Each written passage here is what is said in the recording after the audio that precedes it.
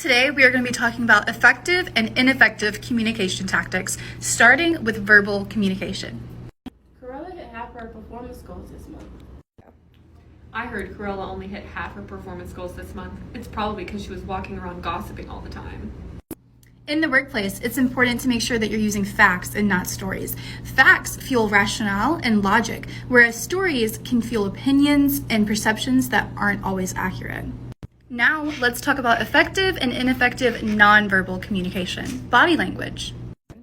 I'm so excited about the hiring event coming up next week. Me too. You know there's 6 employers coming? 6? Yes. Wow. I know. I hope we get some people hired on the spot. Me too. That's a lot of employers.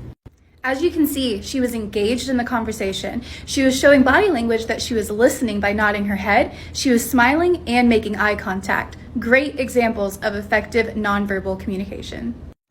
I had a certification enrollment today and they were super excited about business service orientation. Are you excited? Yeah. I don't know what to say about that. She said that she'll be there 9 o'clock sharp tomorrow, ready for you. For me. Yeah. For what again?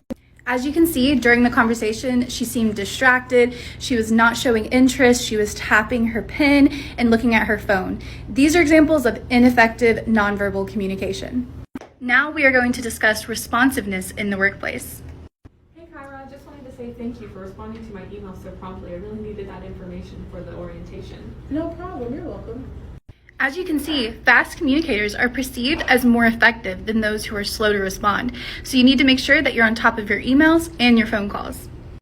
Hey Kara, I've been trying to contact you. I emailed you 3 times and called you twice, but no response. I've been busy. I'll get to it. Okay. Now let's talk about effective and ineffective written communication.